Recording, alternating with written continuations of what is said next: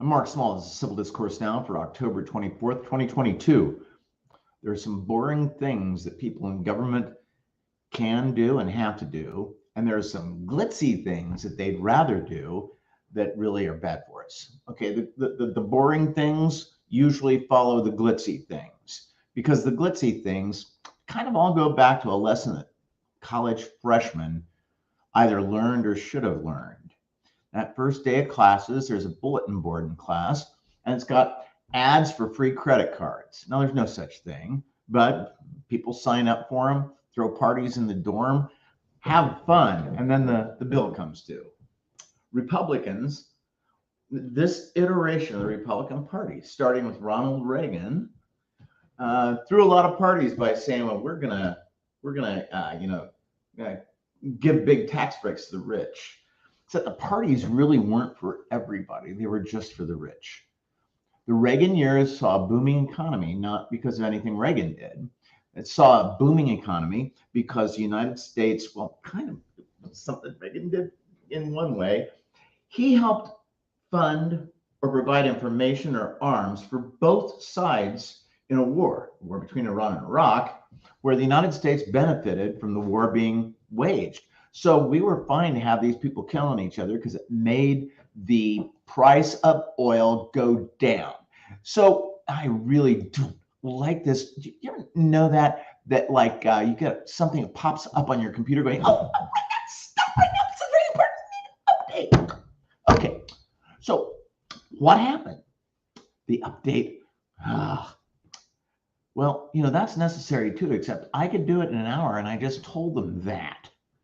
But in terms of our budget, what the Republicans did in the 1980s was they just benefited from the oil glut and also from Jimmy Carter having increased the interest rates across the board and then jammed stuff down in the economy so that we didn't have this wild careening thing of inflation and everything bad for a while. It caused a recession. Reagan came in and everybody gave him credit for what Carter had done and for what a war had done, except we're not supposed to really brag about having supplied both sides in a war so we can economically benefit. Now, what does that have to do with today and the state of Indiana? I'm running for Indiana House in District 86. I'm running as a Republican. I'm different from this iteration of the Republican Party, and it's for this is one of the examples. Because the Republicans, this iteration of the Republican Party, wants to spend all that money in that credit card from the bulletin board. And the Democratic Party has been characterized as being boring or doing stuff that just doesn't make sense because they're having to pay back debt that the Republicans ran up. Right now, we have a $5 billion surplus in Indiana. A bunch of people are going well, let's refund that money to the taxpayers. That's money that's come into the coffers because of different variations in the economy. Now, what are some of the things we could do with that money? Well, one is we could stop charging textbook rentals for public school students. We're one of only 5 or 6 states in the United States that still does that. And collection companies will take parents to court if they don't pay those rental fees. That's something that should be a given, is that you don't have to pay for textbooks in public schools. Another thing that we have to look at is, what are we doing in terms of student debt?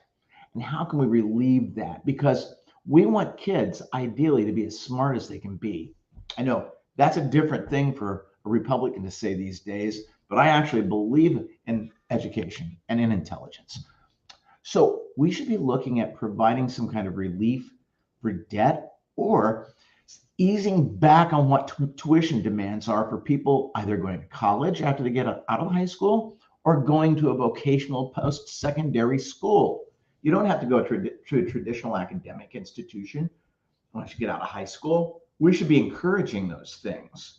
And those are the things that we can do with the $5 billion it's a surplus, instead of allowing people to slobber all over it and want to shove more money into the hands of people who already have a lot of more money. I'm Mark Small. This is Civil Discourse Now. It's October 24th, 2022. I'm running for Indiana House, District 86. I'm the Republican Party nominee. I approve of this podcast. Hell, I made it. Peace.